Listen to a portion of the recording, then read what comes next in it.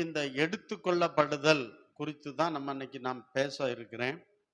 அதாவது மனிதனுடைய வாழ்க்கை மரணத்தோடு நிற்பதல்ல.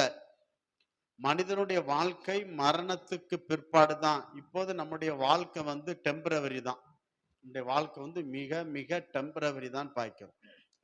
ஆனா மரணத்துக்கு பிற்பாடு தான் நம்முடைய வாழ்க்கை நித்திய வாழ்வாகவும் மரணம் இல்லாத ஒரு வாழ்வாகவும், இரண்டாவது அக்கினியும் கந்தமும் எரிகிற கடலாகவும், நித்திய அக்கினி இங்க நித்திய வாழ்வு எங்க போகுதுன்னா இளைப்பாறுதல், சமாதானம், சந்தோஷம் நிறைஞ்ச இடம். ஆனா இன்னொரு இடம் இளைப்பாறுதல் இல்லாத இடம். அது அக்கினி கந்தம் எரிகிற கடல். இந்த வருகையில் யார் எடுத்துக்கொள்ளப்படாதவர்கள், இந்த எடுத்துக்கொள்ளப்படாதவர்கள் இளைப்பாறுதல் இல்லாத அக்கினியும் கந்தகமும் எரிகிற கடலுக்கு போவார்கள். இந்த எடுத்துக்கொள்ளப்பட்ட இந்த கூட்டம், பரிசுத்தவான்களின் கூட்டம், கர்த்தர் வைத்திருக்கிற மரணம் இல்லாத வாழ்வு, நித்திய வாழ்வு, நித்திய ஜீவன் கர்த்தர் ஆயத்தப்படுத்திருக்கிற அந்த இடத்துக்கு அவர்கள் செல்வார்கள், இளைப்பாறுவார்கள் என்று நாம் பார்க்கின்றோம். ஆகவே இந்த இளைப்பாறுதல் நிறைந்த இந்த இடத்துக்கு நம்ம போகணும்னா நம்ம எடுத்துக்கொள்ளப்பட வேண்டும். ஸ்தோத்திரம். இந்த செய்தி நடக்கிறதல்ல, நடந்து கொண்டு இருக்கிறதும் அல்ல, இனி நடக்க போற காரியம். இனி நடக்க போற ஒரு சம்பவத்தை தான் நம்ம தியானம் பண்ண போறோம். இந்த சம்பவம் தான் இனி நடக்க போகிறது. இதற்காக தான் சபை இன்னைக்கு காத்து இருக்கிறதுன்னு பார்க்கிறோம். சபை அதைத்தான் இன்னைக்கு செய்து கொண்டு இருக்க வேண்டும், செய்யணும். அதற்காகத்தான் அந்த சபையை கர்த்தர் வைத்திருக்கிறான்னு பார்க்கிறோம். இந்த வருகையில ஒரு மனுஷன் எடுத்துக்கொள்ளப்படாவிட்டால் அவன் இந்த உலகத்தில் வராமல் இருப்பது அவனுக்கு நலமாக இருக்கும் என்று நான் கருதுகிறேன். கர்த்தருக்கு மகிமை செலுத்துகிறேன் பார்க்கிறோம். கர்த்தர் நல்லவர். வேதம் சொல்லுகிறது, யார் எடுத்துக்கொள்ளப்படுவார்கள்? நீதிமான்கள் எடுத்துக்கொள்ளப்படுவார்கள், புத்திமான்கள் எடுத்துக்கொள்ளப்படுவார்கள். எப்போது எடுத்துக்கொள்ளப்படுவார்கள்? தீங்கு வருவதற்கு முன்பாகவே அவர்கள் எடுத்துக்கொள்ளப்படுவார்கள் என்று எழுதப்பட்டிருக்கிற பார்க்கிறோம். ஆகவே இந்த உலகத்துல ஒரு மகா பெரிய தீங்கு, அந்த கிறிஸ்து என்ற ஒரு தீங்கு இந்த உலகத்துல வர இருக்கிறது என்று பார்க்கிறோம். அந்த தீங்குக்கு நம்ம அகப்படாதபடிக்கு நம்ம எடுத்துக்கொள்ளப்படுவோம். இந்த உலகத்துக்கு நம்மளை வெளிச்சமாக, இந்த உலகத்துக்கு நம்மளை உப்பாக நம்மளை ஆண்டவர் வச்சிருக்கான்னு பார்க்கிறோம். ஆகவே வெளிச்சம் எடுத்துக்கொள்ளப்படும். இந்த உலகம் இருளில் இருக்கும். நான் எப்போதும் சொல்வேன், ஆட்டுக்குட்டி எடுத்துக்கொள்ளப்படும், ஓனாய் கூட்டமா இருக்கும். கோதுமை மணி எடுத்துக்கொள்ளப்படும், பதறுகளா இருக்கும். நீதி எடுத்துக்கொள்ளப்படும், அநியாயக்காரர்கள் நிரம்பி இருப்பார்கள். இப்படிப்பட்ட ஒரு தீங்கு நிரம்பின ஒரு ஆட்சி வரப்போகிறது. அந்த ஆட்சி அந்த கிறிஸ்துவின் ஆட்சி. அந்த ஆட்சியில நம்ம சிக்கி கொள்ளாதபடிக்கு நம்ம எடுத்துக்கொள்ளப்பட இருக்கிறோம். அதை குறித்து தான் நம்ம என்ன செய்யணும், தியானம் பண்ண இருக்கணும்னு பார்க்கிறோம். ஆகவே இந்த எடுத்துக்கொள்ளப்படுதல் மிகவும் முக்கியமானது என்று பார்க்கிறோம். இந்த எடுத்துக்கொள்ளப்படுதல், நீதிமான் எடுத்துக்கொள்ளப்படுவான்னு சொல்லப்பட்டிருக்கிறது. நீதிமான் என்றால் யார்? இயேசு கிறிஸ்துவை ஏற்றுக்கொண்டவர்கள், இயேசு கிறிஸ்துவ ரத்தத்தால் கழுவப்பட்டவர்கள், பாவ மன்னிப்புக்கென்று ஞானஸ்நானம் எடுத்தவர்கள், ஞானஸ்நானம் எடுத்தவர்கள் பரிசுத்தாவியை பெற்றுக்கொண்டவர்கள், பரிசுத்தாவியை கொண்டவர்கள் பரிசுத்தமாய் ஜீவிப்பவர்கள், ஜெய ஜீவியம் பெற்றவர்கள். இவர் தான் நீதிமான்கள் பார்க்கிறோம். இந்த கூட்டத்தை எடுத்துக்கொள்ளத்தான் இயேசு கிறிஸ்து வரப்போகிறார். அல்லேலூயா, அல்லேலூயா. சபை அதுக்கு தான் கர்த்தர் ஆயத்தப்படுத்தி இருக்கான்னு பார்க்கிறோம். சபையை அதுக்கு தான் வைத்திருக்கிறான்னு பார்க்கிறோம். அப்ப இயேசு ஒரு கூட்ட ஜனத்தை கர்த்தர் எடுத்துக்கொள்ள வரப்போகிறான்னு பார்க்கிறோம். அந்த கூட்டத்தில் நம்ம இருக்க வேண்டும். அந்த கூட்டத்தில் நீங்கள் இல்லை என்றால், நான் சொன்னது போல இந்த உலகத்துக்கு அவன் வராம இருந்தா அது அவனுக்கு நலமா இருக்கும் என்று நான் எண்ணுகிறேன், கருதுகிறேன். கர்த்தராகிய இயேசு கிறிஸ்துவுக்கே மகிமையை செலுத்துகிறேன் என்று பார்க்கிறோம். கர்த்தர் நல்லவர். இந்த எடுத்துக்கொள்ளப்படுதல் பழைய ஏற்பாட்டிலையும் புதிய ஏற்பாட்டிலையும் சொல்லப்பட்டிருக்குன்னு பார்க்கிறோம். ஆதியாகம புஸ்தகம் 5வது அதிகாரத்தில், பழைய ஏற்பாட்டிலிருந்தே நம்ம ஆரம்பிக்கலாம். ஆதியாகம புஸ்தகம் 5வது அதிகாரத்தில் 22ஆம் வசனத்திலிருந்து 24 வரை வாசிக்கலாமா? ஏனோக்கு ஏனோக்கு மெத்துசலாவை பெற்ற பின் மெத்துசலாவை பெற்ற பின் 300 வருஷம் தேவனோடே பாருங்க, சஞ்சரித்து கொண்டிருந்து சஞ்சரித்து கொண்டிருந்து குமாரரையும் குமார்த்திகளையும் பெற்றான். பாருங்க, ஏனோக்கு என்கிற ஒரு மனுஷன் ஒரு பிள்ளையை பெற்றெடுக்கிறான். அந்த பிள்ளையின் பேர் என்னது? மெத்து சலா. அவன் பெற்றெடுக்கான். உலகத்திலே அதிகமா வாழ்ந்த மனுஷன் இவன் தான். இவனை விட ஒருத்தனும் அதிகமா வாழல, ஆதாமும் வாழல. ஸ்தோத்திரம். யாருமே வாழல இது வரைக்கும். தேவனோடு ஏனோக்குடைய நாளெல்லாம் 365 வருஷம். அவனுடைய தகப்பன் வெறும் 365 வருஷம் தான் வாழ்ந்தான். ஆனா பிள்ளை எத்தனை வருஷம் வாழுது? 969 வருஷம் வாழ்ந்தான்னு சொல்லப்பட்டிருக்கு. ஏனோக்கு தேவனோடு சஞ்சரித்து கொண்டு இருக்கையில் ஏனோக்கு தேவனோடு சஞ்சரித்து வாழ்ந்து கொண்டு இருக்கையில் காணப்படாமல் போனான். அது என்ன? தேவனோடு சஞ்சரிக்கையில், தேவனோடு வாழ்ந்து கொண்டிருக்கும் பொழுது எப்படி போயிட்டான்? காணப்படாமல் போனான். காணப்படாமல் போனான். தேவன் அவனை எடுத்துக்கொண்டார். பாருங்க, இதுதான் ரகசிய வருகை. அப்ப இந்த ஏனோக்கு 300 வருஷம் தேவனோடு என்ன செய்யறான்? வாழ்ந்தான். தேவனோடு வாழ்ந்தான். யாரோடு வாழ்ந்தான்? 65 வருஷம் உலகத்தோட வாழ்ந்தான்.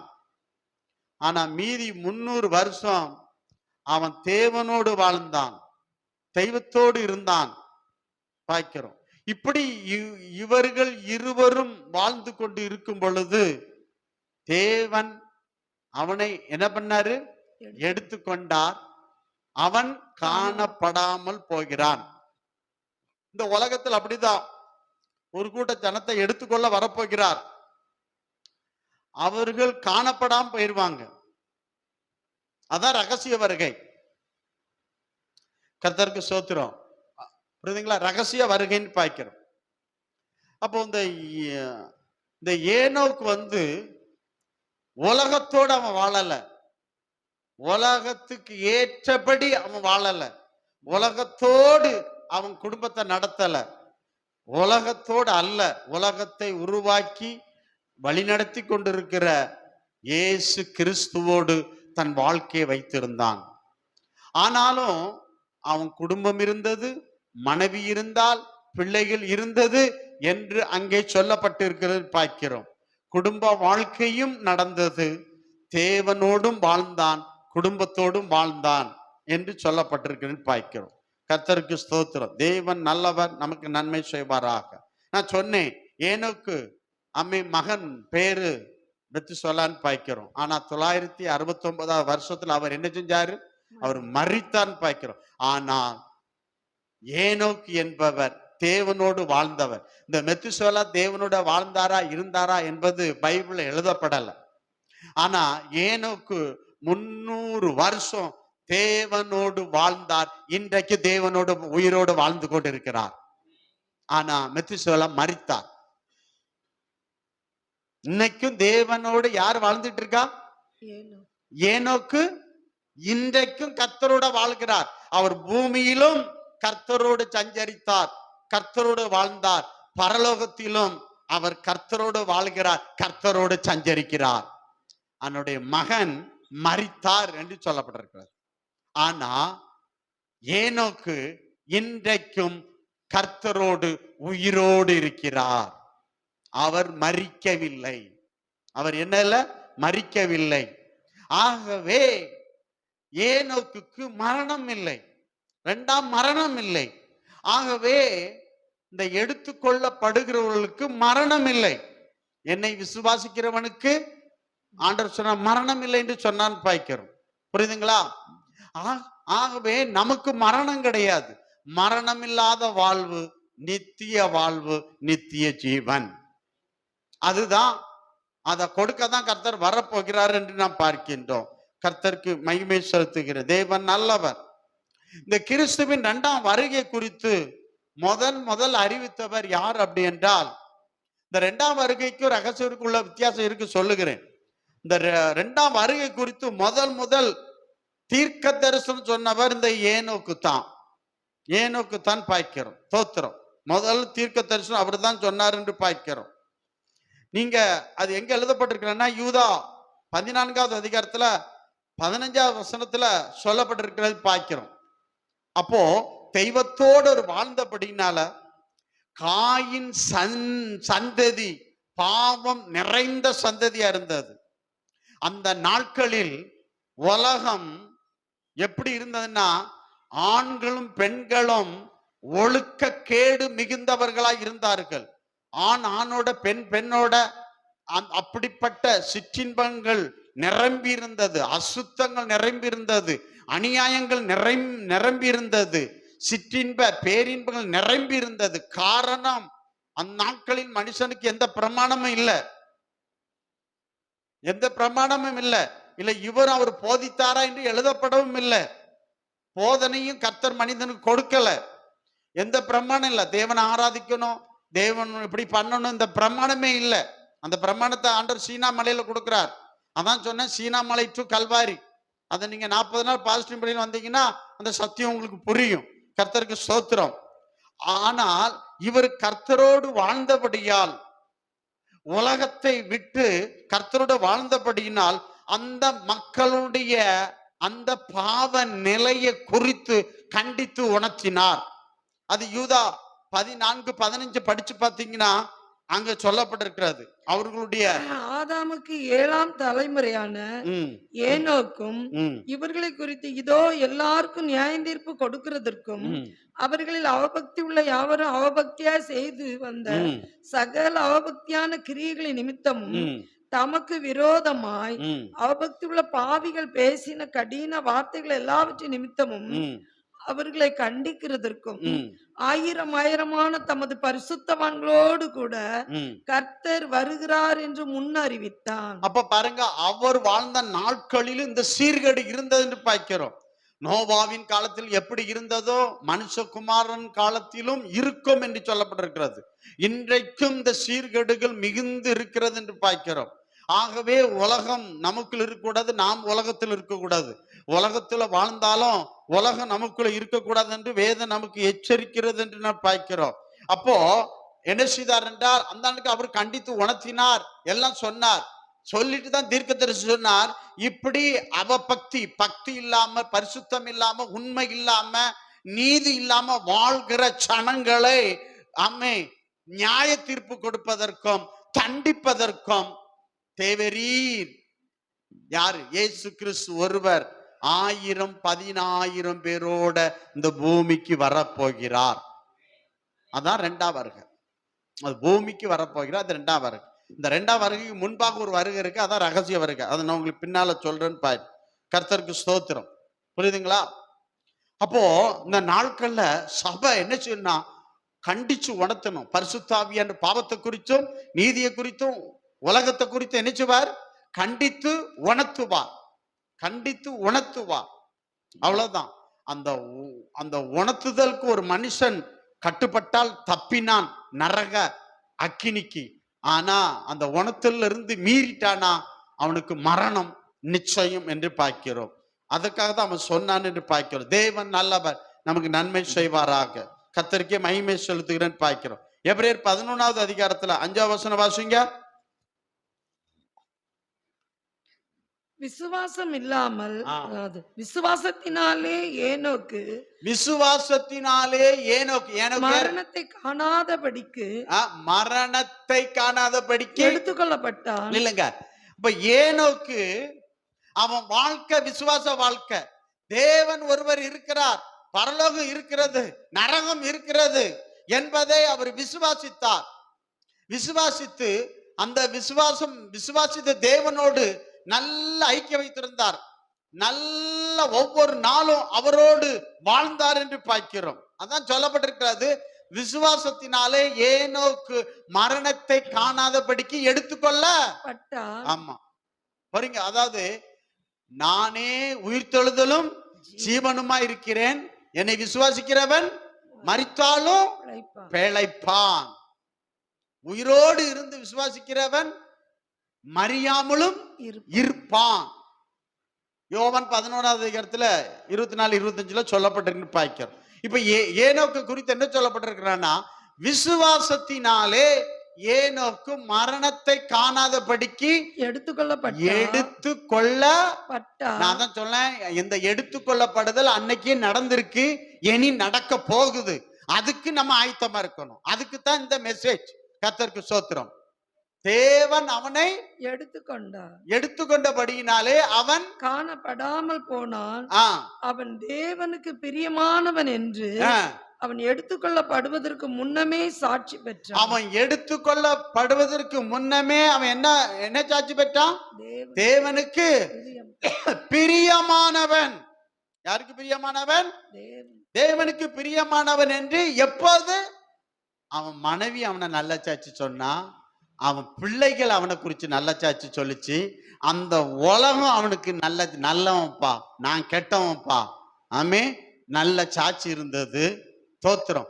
கர்த்தரோ அவனை குறிச்சு நல்ல சாட்சி கொடுத்தார். அல்லேலூயா. இந்த உலகம் நம்மளை குறித்து நல்ல சாட்சி கொடுக்கணும். ஆமே, நம்மளை குறிச்சு என்ன செய்யணும்? சாட்சி கொடுக்கணும். பாய்க்கிறேன். என்ன சாட்சி கொடுக்கணும்? நல்ல சாட்சி கொடுக்கணும். பிரியமானவன். இவன் மனுஷருக்கும் தேவனுக்கும் பிரியமானவன். ஆமே, எல்லாருக்கும் பிரியமானவன். எல்லார்ட்டையும் பிரியமா நடந்து கொள்வான். நல்லவன், நன்மை செய்வான், தீங்கு செய்ய மாட்டான், நல்லவன் என்று அவன் சாட்சி பெற்றான். இவன் நல்லவன் என்று கர்த்தரிடத்தில் மாற்றமல்ல, எல்லாரிடத்திலும் அவன் என்ன செஞ்சான்? நற்சாட்சி அவன் பெற்றிருந்தான் பாய்க்கிறோம். கர்த்தருக்கு ஸ்தோத்திரம். அப்போ விசுவாசத்தினாலே, அதனாலதான் எபிரேயர் 11:6 என்ன சொல்லுகிறது தெரியுமா? விசுவாசம் இல்லாமல் தேவனுக்கு பிரியமாய் இருப்பது கூடாத காரியம். தேவனுக்கு பிரியமாய் இருப்பது கூடாத காரியம். அப்ப தேவனுக்கு நீ பிரியமா இருக்கன்னா உங்ககிட்ட என்ன இருக்கணும்? விசுவாசம் இருக்கணும். ஆமே. விசுவாசம் என்பது காணப்படாதவைகளின் நிச்சயம். காணப்படும். தேவன் வருவார், எங்களை எடுப்பார், பரலோகம் ரெடி பண்ணி வச்சிருக்கார். கண் பார்த்தோமா? கண் காணல, விசுவாசம். விசுவாசிக்கிறேன். என் கண் காணல, என் காதுல கேட்கல, என் எண்ணத்துல தோன்றல, ஆனா நான் பார்க்கல, நான் கேட்கல, என் இதயத்துல தோன்றல, ஆனா அதை நான் விசுவாசிக்கிறேன். கைகளை வைத்து அல்லேலூயா சொல்லுங்க பார்க்கலாம். அவனே கர்த்தர். இப்போ ஏனோக்கு எதை விசுவாசித்தான்? பரலோகத்தை பார்க்கல, ஆண்டவரா அதெல்லாம் பண்ணல, எடுக்கல, ஆனா அதெல்லாம் விசுவாசித்தான். அதனால தேவனுக்கு பிரியமானவன் என்று சாட்சி பெற்றுக்கொண்டான் பாய்க்கிறோம்.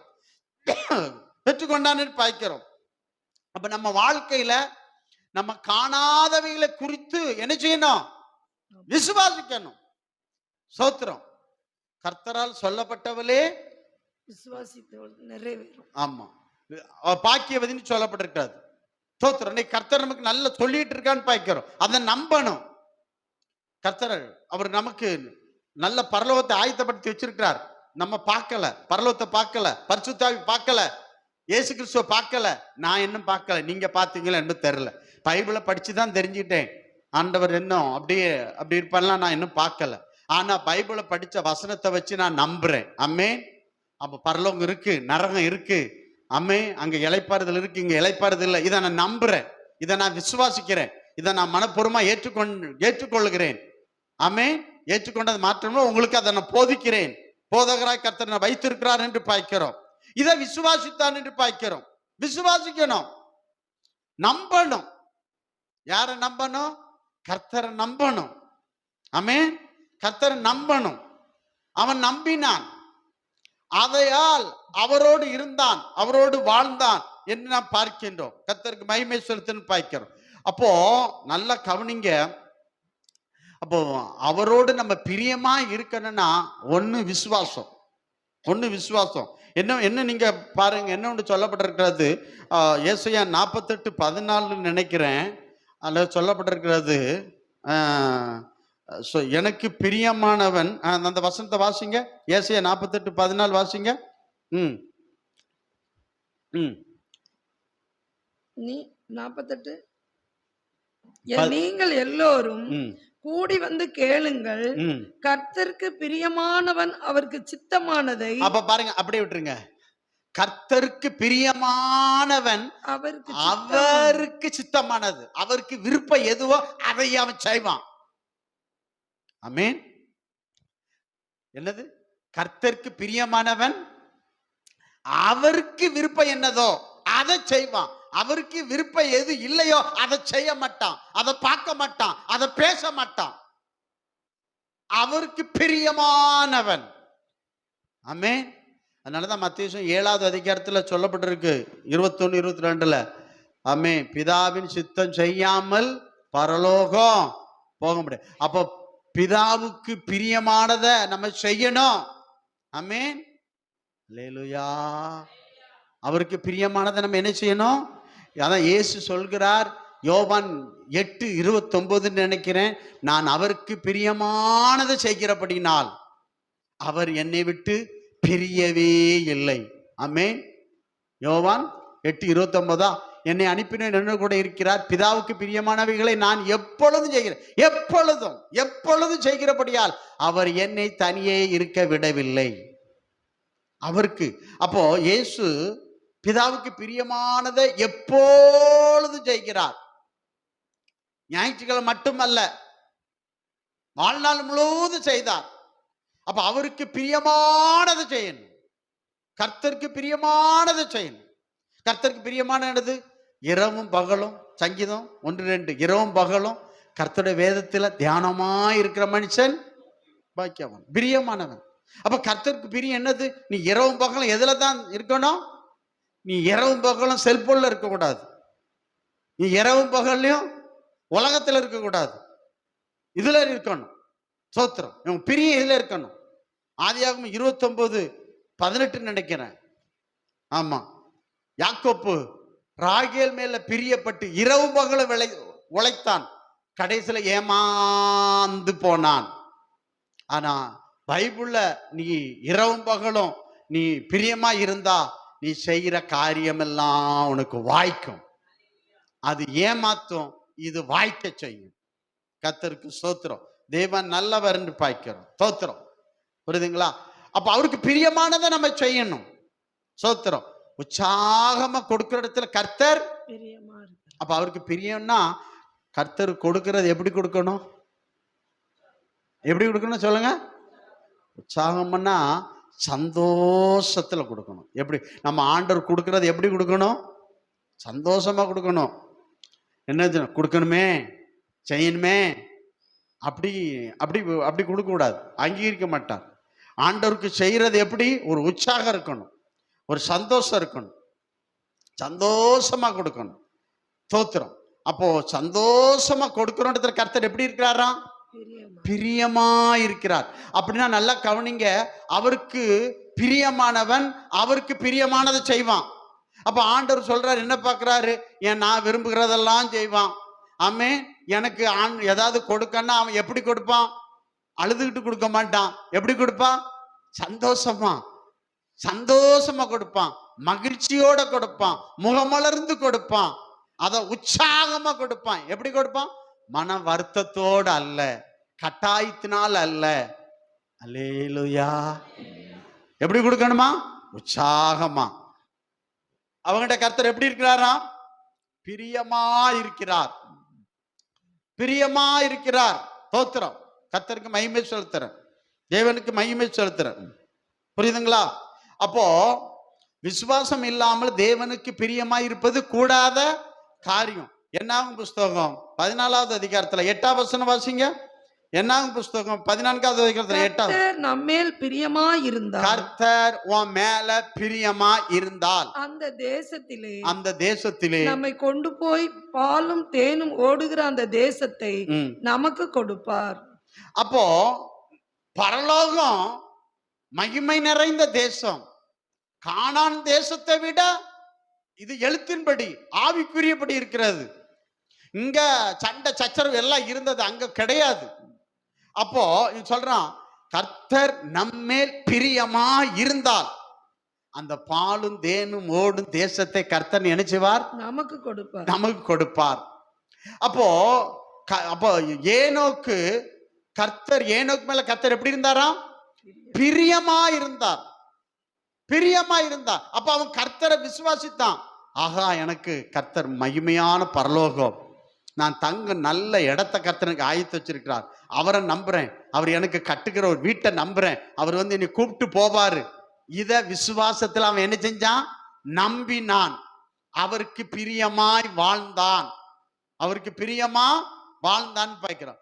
ஆமா, சாமுவேல் கர்த்தருக்கு பிரியமா வாழ்ந்தான், மனுஷருக்கு பிரியமாவும் என்ன செஞ்சான்?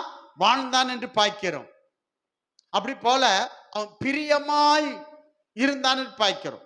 அப்போ தேவனுக்கு பிரியமா இருப்பது அவரை விசுவாசிப்பது. அப்போ விசுவாசித்த காலேப்பும் யோசுவாவும் தான் அந்த தேசத்துக்கு போனாங்க. மிச்சம் எல்லாம் கீழே விழுந்தாங்கன்னு பார்க்கிறோம். அதனாலதான் சொல்லப்பட்டிருக்கு, எபிரேயர் 11:5 சொல்லப்பட்டிருக்கிறது, விசுவாசத்தினாலே ஏனோக்கு என்ன செஞ்சான்? எடுத்துக்கொள்ளப்பட்டான். ஆமென். எபிரேயர் 11:5 படுங்க பாருங்களா. விசுவாசத்தினாலே ஏனோக்கு மரணத்தை காணாதபடிக்கு எடுத்துக்கொள்ளப்பட்டான். தேவன் அவனை எடுத்துக்கொண்டான். அப்ப விசுவாசத்தினாலே, அந்த விசுவாசம் நமக்கு வேண்டும். அந்த விசுவாசம் நமக்கு வேண்டும். கர்த்தர், நான் கர்த்தர்ட்ட போவேன். இந்த உலகம் சொந்தம் கிடையாது. இது டெம்பரவரி. இது என்ன? டெம்பரவரி, கொஞ்ச காலம், அவ்வளவுதான், முடிஞ்சு போயிடும். நிரந்தர நித்தியமான ஒரு உலகத்தை, பரலோகத்தை கர்த்தர் கட்டுகிறார் எனக்காக. அதை நான் நம்புறேன். அங்க போவேன். அவர் என்னை வந்து கூப்பிட்டு போவார். அதுக்காக காத்திருக்கேன். வெயிட் பண்றேன். அவர் வருவார், நிச்சயம் வருவார். ஆமென். அல்லேலூயா, அல்லேலூயா. அப்போ 300 வருஷம் அவன் என்ன செஞ்சான்? காத்திருந்தான். கர்த்தர் என்னை எடுத்துக்கொள்வார் என்று. எத்தனை வருஷம் காத்திருந்தான்? 300 வருஷம். தோத்திரம். 300 வருஷமா அவன் கர்த்தரோடு வாழ்ந்தான், உலகத்தோடு வாழல. ஆமென். ஒவ்வொரு நாளும் நீங்க கர்த்தரோட, ஞாயிற்றுக்கிழமை மட்டும்தான் கர்த்தர், மிச்சம் 6 நாளும் உலகம்னு இருக்காதீங்க, கைவிடப்படுவீர்கள்.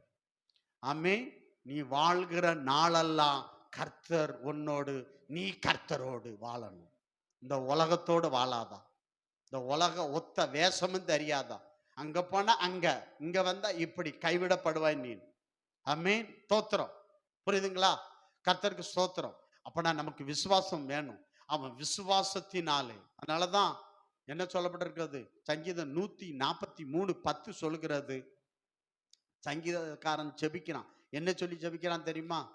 உமக்கு பிரியமானதை செய்ய எனக்கு, உமக்கு பிரியமானதை செய்ய, உமக்கு பிரியமானதை செய்ய எனக்கு போதித்தருளும், எனக்கு போதித்தருளும். நீரே என் தேவன், நீரே என் தேவன். உம்முடைய நல்ல ஆவி, உம்முடைய நல்ல ஆவி என்னை செம்மையான வழியிலே நடத்துவாராக. அப்போ உமக்கு பிரியமானதை செய்ய, அப்ப அவருக்கு பிரியமானது என்று நான் பார்த்தோம். நான் என்ன பார்த்தோம்? விசுவாசம் வேணும்.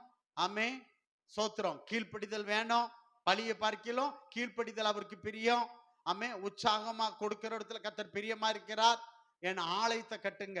ஊழியம் ஜெயிக்கிறவன் மேல கர்த்தர், ரோமர் 14வது அதிகாரத்துல 18 ஊழியம் செய்கிறவன் மேல கர்த்தர் பிரியமா இருக்கிறார். அப்ப என்ன செய்யணும்? ஆலயம் கட்டுங்க, அது மேல பிரியமா இருக்குன்னு சொல்றாரு. அப்ப இந்த காரியங்கள்லாம் விசுவாசத்துல செய்யணும். இந்த காரியங்களை செய்யணும். ஊழியம் செய்யணும், ஆலயம் கட்டணும். இதெல்லாம் நான் ஆகாய 1:8 சொல்லப்பட்டிருக்கிறது. நான் இதுல பிரியமா இருக்கிறேன். உனக்கு பிரியமானது செய்யாதா? யாக்கோபுக்கு பிரியமானது செய்ததை அவன் ஏமாந்து போனான். உனக்கு நீ பிரியமானது செய்வாய் என்றால் ஏமாந்து போவாய். ஆனா கர்த்தருக்கு பிரியமானது நீ செய்வாய் என்றால் உன் வாழ்க்கை, உன் காரியம் எல்லாம் கர்த்தரால் வாய்க்கும். அப்ப தேவனுக்கு பிரியமானது என்னது என்பதை நாம் கண்டு கொண்டு, இல்ல கர்த்தரை கேட்கணும். உங்க பிரியமானது செய்ய கற்றுத்தான் ஆண்டவரே. அப்படி கேட்ட ஆண்டவர் சொல்றாரு. இப்ப கூட சொல்லியிருக்கிறேன். நான் நிறைய இருக்கு, நான் 2-3 தான் சொல்லியிருக்கிறேன். இதுல எது இருக்கிறது? எத்தனை பேர் காத்திருக்கீங்க? கர்த்தரே வருகை இன்னைக்கு வந்தா நான் போயிருவேன். தோத்திரம். அல்லேலூயா. அப்ப பாருங்க, அவன் எத்தனை வருஷம் இருந்தானா? 300 வருஷம் அவன் காத்திருந்தான். விசுவாசம் குறையல, ஜெபம் குறையல, ஊழியம் குறையல, கர்த்தரை துதிப்பது குறையல, கர்த்தரோடு வாழ்றதுல கொஞ்சம் கூட குறையல. ஆகவே கர்த்தர் அவனை எடுத்துக்கொண்டால் அவன் காணப்படாம போயிட்டான். அப்படிப்பட்ட கூட்டம் இந்த பூமியில் இருக்கதான் செய்கிறது பார்க்கிறோம். அவர்கள் கர்த்தருடைய வருகையில் காணப்படாம போயிடுவாங்க. யாருக்கும் தெரியாது. சோத்திரம். 2 பேர் இருப்பாங்க. ஒருத்தர் கைவிடப்பட ஒருத்தர் அந்த தாய் இருக்கும், தகப்பன் போயிருவான், தாய்க்கு தெரியாது. மகன் போயிருவான், தகப்பனுக்கு தெரியாது. எங்க ஒரு வீட்டுல 2 பேர் இருப்பாங்க. எப்ப போனா அதான் ரகசியம் வருக, காணப்படாமல் போயிருவாங்க. தோத்திரம். ரொம்ப ஜாக்கிரதையா இருக்க வேண்டும். ஆனா இந்த ஏனோக்க போல என்ன செய்யணும்? நம்ம எப்படி இருக்கணும்? காத்திருக்கணும், விசுவாசத்தோட இருக்கணும். உலகத்தோட வாழக்கூடாது. யாரோட வாழணும்? கர்த்தரோட வாழணும். ஆமென். 969 வருஷம் வாழ்ந்து மரித்தான். ஆனா எடுத்துக்கொள்ளப்பட்ட ஏனோக்கு இன்றும் கர்த்தரோடு உயிரோட வாழ்ந்து கொண்டிருக்கிறார். உயிரோட வாழ்ந்து கொண்டிருக்கிறார். அப்ப எடுத்துக்கொள்ளப்பட்ட சனம் கர்த்தரோடு செத்து இருப்பாங்களா, உயிரோட இருப்பாங்களா? சொல்லுங்க. உயிரோட இருப்பார்கள். ஆமென். அல்லேலூயா. கிறிஸ்துவின் ரகசிய வருகை எது நோக்கி இருக்கும்? நமக்கு முன்னோடியாக ஏனோக்கு விளங்குகிறார். அப்ப நமக்கு என்ன செய்யணும்? கிறிஸ்துவின் ரகசிய வருகை எதிர்நோக்கி இருக்க நமக்கு என்ன வேணும்? விசுவாசம் வேணும். என்ன விசுவாசம் வேணும்? கர்த்தர் ஆண்டவர் சொன்னார் அல்லவா, யோவான் 14வது அதிகாரத்துல 2வது வசனம் 3வது வசனத்துல சொன்னார், நான் போறேன், உங்களுக்கு ஒரு ஸ்தலத்தை ஆயத்தப்படுத்திட்டு வருவேன். நமக்கு கர்த்தர் ஒரு பரலோகத்துல வீட்டை கட்டுறாரு. கட்டி முடிச்சுட்டு நான் வந்து உங்களை என்ன செய்வேன்? கூட்டுவேன். அப்போ நான் விசுவாசிக்கிறேன், கர்த்தர் எனக்கு பரலோகத்துல நித்திய வீட்டை கட்டுகிறார். ஆமென். நான் அந்த வீட்டை பார்க்கல, ஆமென், அந்த கர்த்தரை பார்க்கல. ஆனா அந்த வீட்டை நம்புறேன், அந்த எனக்கு கட்டுற வீட்டை நம்புறேன், அந்த கர்த்தரையும் நம்புறேன். அவரோட நான் வாழ ஆசைப்படுகிறேன். ஆமென். இங்க எத்தனை பேர் நீங்க கர்த்தரோடு வாழுகிறீர்களோ அத்தனை பேர்களோ பரலோகத்தில் அவரோடு கூட வாழும்படி இங்கே வந்து எடுத்துக்கொள்ள இயேசு கிறிஸ்து வரப்போகிறார். இங்க நீ கர்த்தரோட வாழவில்லை என்றால், உலகத்தோட வாழ்வாய் என்றால் நீ கைவிடப்படுவாய். இன்னைக்கு இந்த சத்தத்தை கேட்கிற தேவ பிள்ளையே, ஒருவேளை நீ தினமும் கர்த்தரோடு வாழவில்லை என்றால், இன்றைக்கு கேட்கிற இந்த வார்த்தையை கேட்டு, கர்த்தருடைய வருகை மிகவும் சமீபம், ரகசிய வருகை மிகவும் சமீபம். ஆகவே இன்று முதல் கர்த்தரோடு ஏனோக்கு எப்படி வாழ்ந்தானோ அப்படி போல விசுவாச வாழ்க்கையை வாழ கத்துக்கொள். விசுவாசத்தில் வராத யாவோ பாவம்.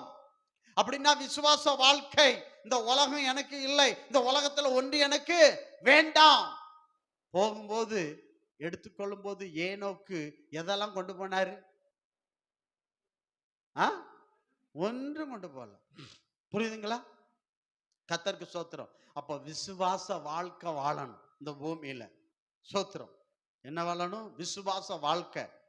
கானான் வாழ்க்கை விசுவாச வாழ்க்கை. புரியுதுங்களா? பரலோக வாழ்க்கை விசுவாச வாழ்க்கை. அப்ப ஏனோக்கு வாழ்க்கை விசுவாச வாழ்க்கை. விசுவாசத்துல தான் காணப்படாத தேவனோட வாழ்ந்தான். ஸ்தோத்திரம். இன்னைக்கு காணப்படாத தேவனோட நம்ம வாழ முடியும். வேதம் நமக்கு சொல்லுகிறதுன்னு பார்க்கிறோம். விசுவாசத்தில் நாம் அவரோடு வாழ வேண்டும். ஸ்தோத்திரம். கர்த்தருக்கு ஸ்தோத்திரம். மாம்சத்தோடு வாசம் பண்ணாத ஒரு தெய்வம் அவர் தான் இயேசு கிறிஸ்து. அவர் என்ன செய்கிறார்? நீதிமான எடுத்துக்கொள்ளும்படி, இயேசு கிறிஸ்து ரத்தத்தால் கழுவப்பட்ட சபையை அந்த மனவாட்டி எடுத்துக்கொள்ளும்படி இயேசு சீக்கிரம் வரப்போகிறார். ஸ்தோத்திரம். கர்த்தருக்கு மகிமை செலுத்தணும் பார்க்கிறோம். புரியுதுங்களா? இது பழைய ஏற்பாடு. புதிய ஏற்பாட்டில் பார்ப்பீர்கள் என்றால் அப்போஸ்தலர் 1வது அதிகாரத்துல 9வது வசனத்தை படிச்சா, அப்போஸ்தலர் 1:9 வாசிங்க பார்க்கலாம். அதுல சொல்லப்பட்டிருக்கு பாருங்க. இவைகளை அவர் சொன்ன பின்பு அவர்கள் பார்த்து கொண்டிருக்கையில் உயர எடுத்துக்கொள்ளப்பட்டார். அவர்கள் கண்களுக்கு மறைவாக ஒரு மேகம் அவரை எடுத்துக்கொண்டது. அப்ப இயேசு கிறிஸ்து பாருங்க, இந்த எடுத்துக்கொள்ளப்படுவதற்கும் ஏனோக்கு எடுத்துக்கொள்ளப்படுறதுக்கு வித்தியாசம் இருக்கு. அவர் உயிரோடு எடுத்துக்கொள்ளப்பட்டார். ஆனா இயேசு கிறிஸ்து என்ன பண்ணார் என்றால், மரித்தார். அவர் என்ன செய்ய 3ஆம் நாள் உயிரோடு எழுப்பினார். 40 நாட்கள் தரிசனம் கொடுத்தார்.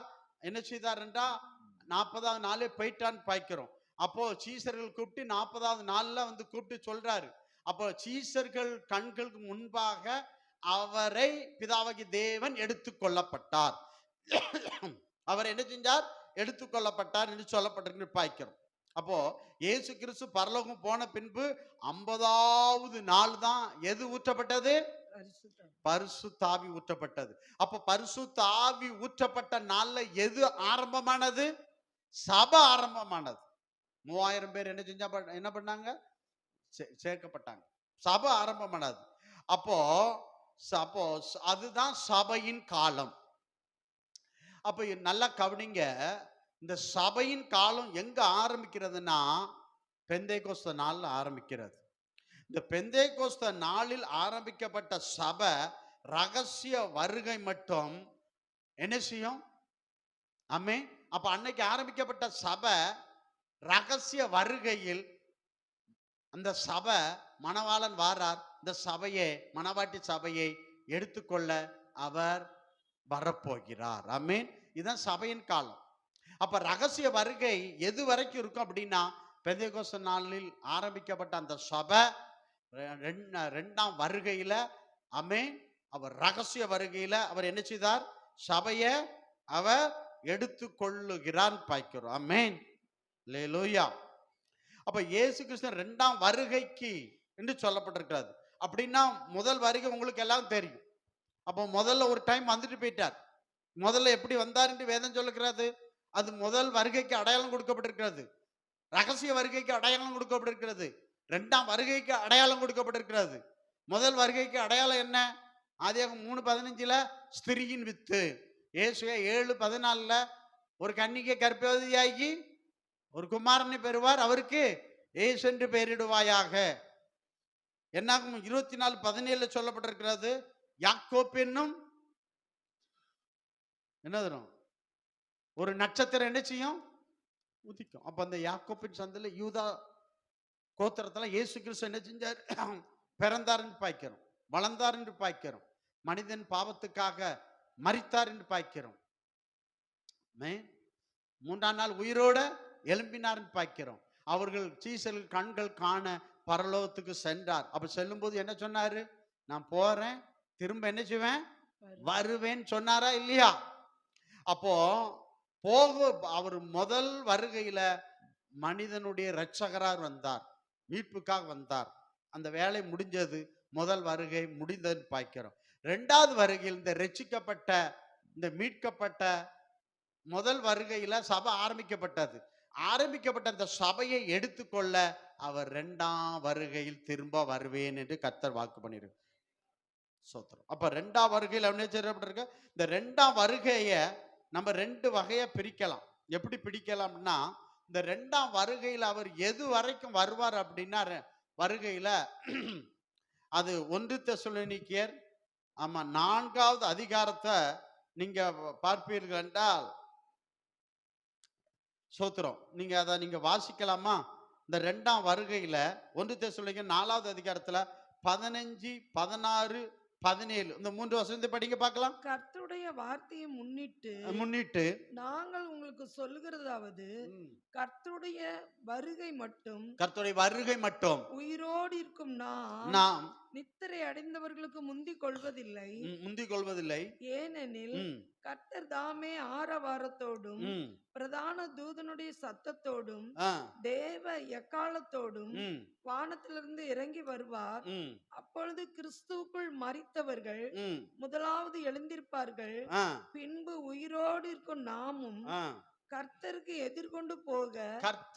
எதிர்கொண்டு போக மேகங்கள் மேல் அவரோடு கூட ஆகாயத்தில் எடுத்துக்கொள்ளப்பட்டு, எங்கப்பா புதிய ஏற்பாட்டு சபை எது வரைக்கும் எடுத்துக்கொள்ளப்படுகிறது? ஆகாயத்தில் எடுத்துக்கொள்ளப்பட்டு அவரோடு கூட நினைச்சுவோம். இவ்விதமா எப்பொழுதும் கர்த்தரோடு 7 வருஷம் அங்க இருப்போம். எத்தனை வருஷம் இருப்போம்? 7 வருஷம் இருப்போம். நீங்க இந்த சபை எடுத்துக்கொள்ளப்பட்டு 7 வருஷம் மத்திய ஆகாயத்துல இருக்கிறது. ஆமென். இது அப்போ ஃபர்ஸ்ட் வருகை வந்துட்டு, இரண்டாவது வருகையில அவர் எது வரைக்கும் வருவார் என்றால் மத்திய ஆகாயம் வரைக்கும் வருவார். அப்போ சபை மத்திய ஆகாயத்துக்கு எடுத்துக்கொள்ளப்படுகிறது. சபை எங்க எடுத்துக்கொள்ளப்படுகிறது? மத்திய. ஆனா ஏனோக்கு மத்திய ஆகாயத்துக்கு அல்ல, பரலோகத்துக்கு எடுத்துக்கொள்ளப்பட்டார். ஆமென். அல்லேலூயா. எங்க எடுத்துக்கொள்ளப்பட்டார்? பரலோகத்துக்கு எடுத்துக்கொள்ளப்பட்டார். ஆனா சபை மத்திய ஆகாயத்துக்கு எடுத்துக்கொள்ளப்படுகிறது. இந்த மத்திய ஆகாயத்து, அப்ப மத்திய ஆகாயத்துல இயேசு கிறிஸ்து இருந்துருவார். இரண்டாம் வருகை தான் அது. மத்திய ஆகாயத்தோட அவருடைய பயணம் நிறுத்தப்படுகிறது. அப்ப மத்திய ஆகாயத்து வருகிற வரைக்கும் அது ரகசிய வருகை. இந்த ரகசிய வருகையில என்ன நடக்கும் அப்படின்னா, கீழே 7 வருஷம் அந்திகிறிஸ்து ஆச்சு. அப்போ அந்த ரகசிய வருகையில என்ன நடக்கும் அப்படின்னா, சபை எடுத்துக்கொள்ளப்படுறது இயேசு கிறிஸ்துவை யாரும் காண மாட்டாங்க. சபை எடுத்துக்கொள்ளப்பட்டது யாருக்கும் என்ன செய்யாது, தெரியாது, தெரியாது. அதான் இந்த ரகசிய வருகைய திருடனை போல் அவர் என்ன செய்வாரு, வருவார்னு சொல்லப்பட்டிருக்கிறது. இரவிலே திருடன் வருகிற விதமா, இரவிலே திருடன் வருகிற விதமா கர்த்தருடைய நாள் வரும் என்று, கர்த்தருடைய நாள் வரும் என்று நீங்கள் நன்றாய் அறிந்திருக்கிறீர்கள். நீங்கள் நன்றாய் அறிந்திருக்கிறீர்கள். திருடன் சொல்லிட்டு வருவானா, சொல்லாம வருவான். புரியுதுங்களா? அப்படி போல கர்த்தர் சொல்லிட்டார், நான் வருவேன்னு சொல்லிட்டாரு. ஆனா எப்ப வருவேன்? திருடன் உங்க வீட்டுக்கு ஒரு சீட்டு அனுப்புறான், மெசேஜ் அனுப்பி விடுறான், இன்னைக்கு நைட்டு 12 மணிக்கு உங்க வீட்டுல எல்லாம் எடுத்து வச்சிருங்க, ஒண்ணு வீட்டெல்லாம் உடைக்கணும், உள்ள எடுத்து வச்சிருக்க, அப்படியே சொல்லிட்டு வருவான். தோத்திரம். அப்போ சொல்லாம திருடன் வருவது போல கர்த்தர் இயேசுடைய ரகசிய வரைக்கும் யாருக்கும் தெரியாது. சோத்திரம். அப்ப அவர் சொல்ல மாட்டார். சிலர்லாம் ரகசியம் இன்னைக்கு இருக்க அன்னைக்கு அதெல்லாம் தெரியாது, யாருக்குமே தெரியாது. அப்ப சொல்லாம வரக்கூடியதான் ரகசிய வருகை. ரகசிய வருகை. அப்ப ரகசிய வருகை என்ன நடக்கும் என்றால், எடுத்துக்கொள்ளப்படுதல் நடக்கும். ஒருவர் எடுத்துக்கொள்ளப்படுவார், ஒருத்தர், ஆனா அது தெரியாது. உலகம் முழுவதும் அப்படி இருக்கும். அப்போ பெரிய குழப்பம் உண்டாயிரும். அந்த குழப்பத்தை அந்திகிறிஸ்து வந்து சரி பண்ணுவான். அதனால அவனை ஏற்றுக்கொள்வார்னு சொல்லப்பட்டிருக்குன்னு பார்க்கிறோம். அப்ப பாருங்க, மிகப்பெரிய குழப்பத்தை இந்த உலகம் எப்போ சந்திக்கன்னா, ரகசிய வருகைக்கு பிற்பாடு.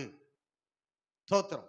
எல்லா இடத்துலயும், எந்த இடத்துல வேலை பார்த்தாலும், ஆமா, என்னது ஆகாய விமானத்துல வேலை பார்க்கிறவன், ஆமா, அரசாங்கத்துல வேலை எல்லா இடத்துலயும் ஆண்டவர் ஒருவன் ஏற்றுக்கொள்ளவும் ஒருவன் கைவிடப்படுவான். இப்பதான் நான் பார்த்தேன், அதுக்குள்ள ஆளை காணுமே, எல்லாம் இல்ல, ஆளை காணும், எங்க வீட்டுல காணும், உங்க வீட்டுல காணும், ஐயோ அவரை காணும், இவரை காணும், ஒரே குழப்பமா இருக்கும். ஆமென். ஆனா மத்திய ஆகாயத்துல நம்ம அமைதியா, சந்தோஷமா, மகிழ்ச்சியா இருக்கும். ஆனா உலகம் எப்படி இருக்கும்? புலம்பும், அழும், குழம்பி இருக்கும், சமாதானம் இல்லாம இருக்கும். ஆமென். ஆனா எடுத்துக்கொள்ளப்பட்ட சபை எப்படி இருக்கும்? அமைதியா, சமாதானமா, சந்தோஷமா, மகிழ்ச்சியா இருப்பார்கள். ஆமென். அல்லேலூயா, அல்லேலூயா. கர்த்தருக்கு ஸ்தோத்திரம். தேவனுக்கு மகிமை செலுத்துறேன் பாய்க்கிறோம். தேவன் நல்லவர். இந்த ரகசிய வருகைக்கும் இந்த 2ஆம் வருகையுள்ள வித்தியாசத்தை நான் கர்த்தருக்கு சுத்தமான 800 முறை அதை நான் விளக்கமா அதை உங்களுக்கு சொல்லுறேன். ஆண்டவர் நம்மை ஆசீர்வதிப்பாரா. கடைசி ஒரு காரியத்தை சொல்லி நான் முடிக்கிறேன். ஆண்டவர் நம்மை ஆசீர்வதிப்பார். தேவன் நல்லவர், நமக்கு நன்மை செய்வாராக. கர்த்தர் நமக்கு என்ன செய்வார்? பெரிய காரியத்தை கர்த்தர் செய்வாராக. அல்லேலூயா, ஸ்தோத்திரம். இந்த ரகசிய வருகையில மணவாட்டி சபையை எடுத்துக்கொள்ள மணவாளன் வருவார். அதான் யோவான் 3:29 சொல்லப்பட்டிருக்காது. மணவாளன் அப்படின்ட்டு அவர் எழுதப்பட்டிருக்குன்னு பார்க்கிறோம். தேவன் நல்லவர், நமக்கு நன்மை செய்வாராக. நீங்க இந்த 1 கொரிந்தியர் 15வது அதிகாரத்துல 51வது வசனத்தை கொஞ்சம் படிக்கலாமா? இதோ ஒரு ரகசியத்தை உங்களுக்கு அறிவிக்கிறேன். இதோ ஒரு ரகசியத்தை நான் உங்களுக்கு அறிவிக்கிறேன். நாம் எல்லோரும் நித்திரை அடைவதில்லை. நம்ம எல்லாரும் நித்திரை அடைவதில்லை. ஆகிலும் கடைசி எக்காலம் தொனிக்கும் போது, அந்த கடைசி எக்காலங்கிறது தேவ எக்காலம் என்பதை 1 தெசலோனிக்கேல சொல்லப்பட்டிருக்கிறது.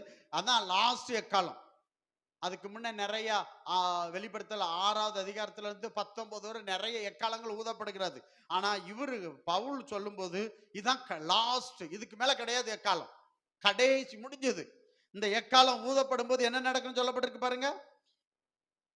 ஆகிலும் கடைசி எக்காலம் தொனிக்கும் போது ஒரு நிமிஷத்திலே ஒரு இமை பொழுதிலே, அந்த ஒரு நிமிஷம் தவறு, ஒரு இமை பொழுதிலே நாம் எல்லோரும் மறுரூபமாக்கப்படுவோம். நாம எல்லாரும் எப்படி பட்டுருவோம்? மறுரூபமாக்கப்படுவோம். எக்காலம் தொனிக்கும். அப்பொழுது மரித்தோர் அழிவில்லாதவர்களாய் எழுந்திருப்பார்கள். கிறிஸ்துவுக்குள்ள மரிச்சவங்க என்ன பண்ணுவாங்க? அழிவில்லாதவர் என்ன செய்வாங்க? இந்த சத்தத்தை கேட்டு எழுந்திருப்பார்கள். நாமும் மறுரூபம், இந்த சத்தத்தை கேட்டு உயிரோட இருக்க நம்மளும் என்ன பண்ணிடுவோம்? மறுரூபமாக்கப்பட்டு அழிவுள்ளதாக்கியது அழியாமையும், சாவுக்கு எதுவாகியது சாவாமையும் தரித்துக் கொள்ள வேண்டும். அழிவுள்ளதாக்கியது அழியாமையும், சாவுக்கு எதுவாகியது சாவாமையும் தரித்துக் கொள்ளும்போது மரணம் ஜெயமாக விழுங்கப்பட்டது. ஆமென். வார்த்தை நிறைவேறும். ஆமென். இயேசு கிறிஸ்து பிசாசை ஜெயித்தார், உலகத்தை ஜெயித்தார், மாமிசத்தை ஜெயித்தார், பாதாளத்தை ஜெயித்தார், மரணத்தை ஜெயித்தார். அப்போ அந்த எக்கால சத்தம் கேட்கிறவங்க மரணத்தை ஜெயித்து எழும்புவார்கள். ஆமென். அப்போ மரணத்தை, நமக்கு மரணம் இல்லாம போயிரும். உயிரோடு இருக்கிறவங்களுக்கு மரணம் இல்லை, அவங்க மறுரூபமாயிருவாங்க. ஆனா அப்போ கர்த்தரோடு வாழ்றவங்க மறுரூபமாயிருவாங்க மரணம் இல்லாம. கிறிஸ்துவ மரித்தவங்க என்ன செய்வாங்க? எழுப்புவாங்க, உயிர் பெற்று எழும்புவார்கள். அப்படின்னு இந்த எக்கால ஊதும் போது இந்த ரெண்டு சம்பவமும் என்ன செய்யறது? நடக்கிறது என்று பார்க்கிறோம். ஆமென். அல்லேலூயா. அப்போ ஸ்தோத்திரம். உயிரோடு இருக்கிற சபை ஆமென் மத்திய ஆகாயத்தில் இயேசு கிறிஸ்து சந்திக்க போகும். கிறிஸ்துக்குள்ள மரிச்சவங்க அவரோடு கூட வருவாங்க. மரிச்சவங்க யாரோட கூட வருவாங்க? கர்த்தரோடு கூட வந்து மத்திய ஆகாயத்தில் இருப்பாங்க. நம்மளும் மத்திய ஆகாயத்தில் போய் கர்த்தரோட சந்திச்சு 7 வருஷம் எங்க இருப்போம்? மத்திய ஆகாயத்தில் இருப்போம். இதுதான் ரகசிய வருகை. 7 வருஷம் முடிந்த பிற்பாடு அங்க இருந்து பூமிக்கு வருவார் இயேசு கிறிஸ்து. எடுத்துக்கொள்ளப்பட்ட சபையோடு அவர் எங்க வராரு? பூமியில ஒலிவமலை மேல அவர் கால் படும் பொழுது கிழக்கு மேற்காக அந்த ஒலிவமலை 2ஆ பிரிஞ்சு போயிரும். அப்ப பாருங்க, அப்போதான் அதான் 2ஆம் வருகை. ஒலிவமலையில் அவர் கால் படுது பார்த்தீங்களா? அதான் 2ஆம் வருகை. மத்திய ஆகாயத்தில் இருக்கிறது ரகசிய வருகை. இந்த ரகசிய வருகை 2ஆம் வருகை உள்ள வித்தியாசத்தை பார்த்தேன். கர்த்தருக்கு ஸ்தோத்திரம், ஸ்தோத்திரம். இப்ப பாருங்க, இந்த சபை எப்படி எடுத்துக்கொள்ளப்படும் சொல்லப்பட்டிருக்கு பாருங்க. நீங்க மத்திய சுவிசேஷம் இதுல சொல்லப்பட்டிருக்கு, ஒரு இமை பொழுது. இமைன்னு கண் மூடி முழிக்கிறது இமை. கண்ணை மூடி முழிக்கிறோம் பாருங்க, அது ஒரு இமை பொழுது. அத மத்திய 24:27 சொல்லுகிறது, மின்னல் வேகத்தில் நம்ம மறுரூபமாகும். வாசிங்க. மின்னல் வேகத்தில் நம்ம என்ன ஆயிருவோம்? மின்னல் கிழக்கிலிருந்து தோன்றி மேற்கு வரைக்கும் பிரகாசிக்கிறது போல மனுஷகுமாரனுடைய வருகையும் இருக்கும். மின்னல் வேகத்தில் சபை என்ன செய்யும்? எடுத்துக்கொள்ளப்படும். உலகம் முழுவதும் இருக்கிறவங்க மின்னல் வேகத்தில், மரித்தவர்கள் உயிரோடு எழும்புவார்கள், உயிரோடு இருக்கிறவர்கள் மின்னல் வேகத்தில் மறுரூபமாக்கப்பட்டு 2 பேரும் மத்திய ஆகாயத்தில் கர்த்தரோடு தங்கி இருப்பார்கள். எத்தனை வருஷம்? 7 வருஷம் அங்க இருப்பார்கள். இதான் ரகசிய வருகை, இதான் எடுத்துக்கொள்ளப்படுதல் என்று நாம் பார்க்கணும். ஸ்தோத்திரம், அல்லேலூயா. இதுக்கு நம்ம என்ன செய்யணும்? ஆயத்தமா இருக்கணும். இதை தான் மத்தேயு 25வது அதிகாரத்துல 1 முதல் 13 வரை நீங்க படிச்சு பாருங்க. அதுல அதான் 57:1 சொல்லப்பட்டிருக்கிறது, புத்திமான்கள் எடுத்துக்கொள்ளப்படுகிறார். இங்க அது சொல்லப்பட்டிருக்குன்னு பார்க்கிறோம். 10 கன்னிகைகள் தான். அந்த 5 கன்னிகைகள் புத்தியுள்ள கன்னிகள், 5 கன்னிகைகள் புத்தி இல்லாத கன்னிகள். ஆனா புத்தி இல்லாத கன்னிகிட்ட என்ன இல்ல? எண்ணெய் இல்ல. புத்தியுள்ள கன்னிகிட்ட என்ன இருந்தது? எண்ணெய் இருந்ததுன்னு பார்க்கிறோம். இயேசு வருகிறார் என்று சொன்ன உடனே விளக்கோடு ஆயில் எண்ணெய் இருந்தவங்க என்ன பண்ணாங்க? கர்த்தரை சந்திச்சாங்க. எண்ணெய் இல்லாதவங்க அவர் வாங்க போகும்போது இயேசு என்ன பண்ணிட்டாரு? வந்துட்டார், மணவாளன் வந்துட்டார். ஆமே. ஆயத்தமா இருந்தவங்க கர்த்தரோட என்ன செஞ்சாங்க? இருந்தாங்க. ஆயத்தம் இல்லாதவங்க கைவிடப்பட்டார்கள். ஆமென். அதனாலதான் நம்ம என்ன செய்யணும்? ஆயத்தமா இருக்கணும். ஆமென். ரகசிய வருகை எந்த நேரம் எப்பொழுதுன்னு சொல்ல முடியாது. இன்று இரவு கூட இருக்கலாம், எனக்கு தெரியாது. ஆனா நீ எப்படி இருக்கணும்? ஆயத்தமா இருக்கணும். ஸ்தோத்திரம். இந்த வாரம் வர்றதுக்கு எனக்கு முடியல, அடுத்த வாரம் வர முடியல, ஆமே அப்படின்னு சொல்லாதபடி எப்போது நீங்கள் ஆயத்தமாயிருங்கள்.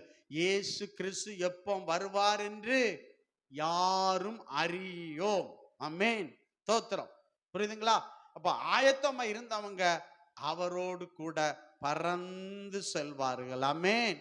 அல்லேலூயா. அம்மா இயேசு கிறிஸ்துவ ஏனோக்கு 300 வருஷம் ஆயத்தமா இருந்தான். எப்ப வாரியா? நான் ஆயத்தம். ஆமே. இயேசுவே இப்ப வாரம், நான் ஆயத்தம். தோத்திரம். எப்பவும் நம்ம என்ன செய்யணும்? இயேசுவை சந்திக்க ஆயத்தமா இருக்க வேண்டும். ஆமென்.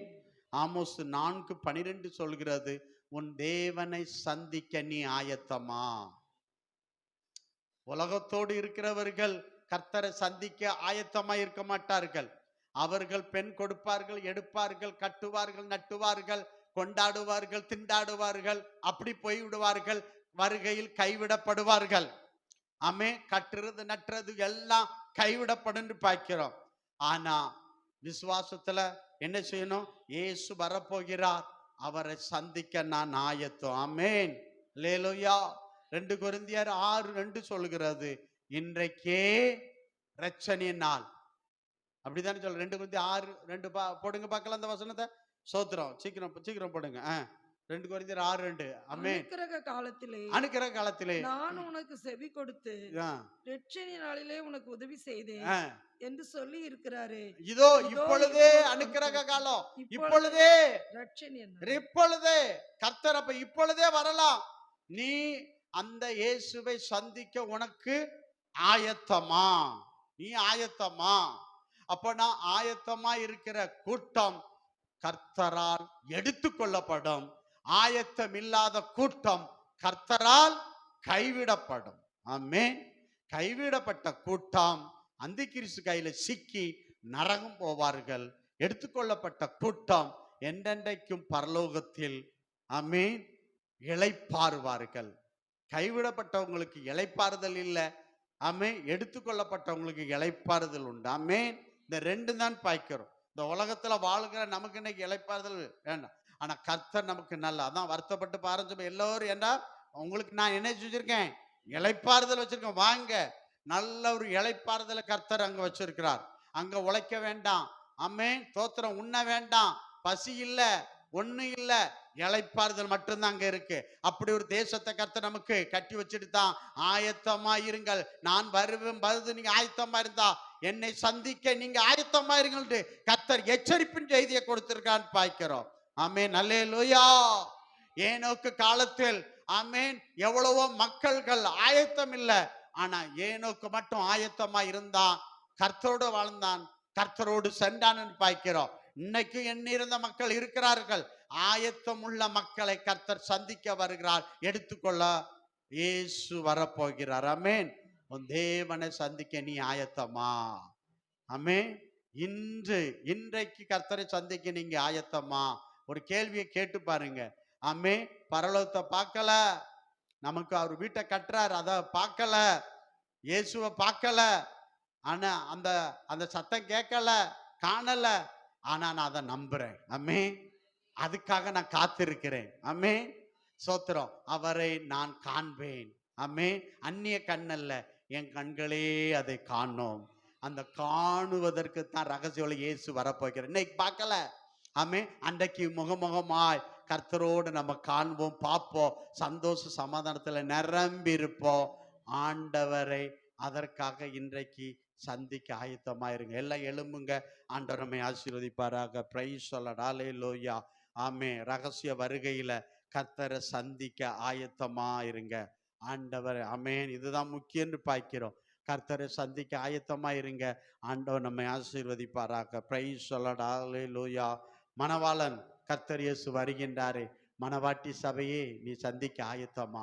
மணவாட்டி சபையை எடுத்துக்கொள்ளத்தான் இயேசு ஆமென் 2ஆம் வருகையில் மத்திய ஆகாயத்து அவர் வர இருக்கிறார். எல்லாம் கொஞ்சம் ஆண்டவர் நோக்கி பாருங்க. கர்த்தர் நல்லவர். அல்லேலூயா. மணவாளன் கர்த்தர் இயேசு வருகின்றாரே. கைகளை தட்டி நல்ல உற்சாகமாக நல்ல கைகளை தட்டுங்க பார்க்கலாம். ஆயத்தம் தானா? மணவாளன் கர்த்தர் இயேசு வருகின்றாரே. மணவாட்டி சந்திக்க ஆயத்தம் தானா? நல்ல கைகளை தட்டுங்க உற்சாகமா.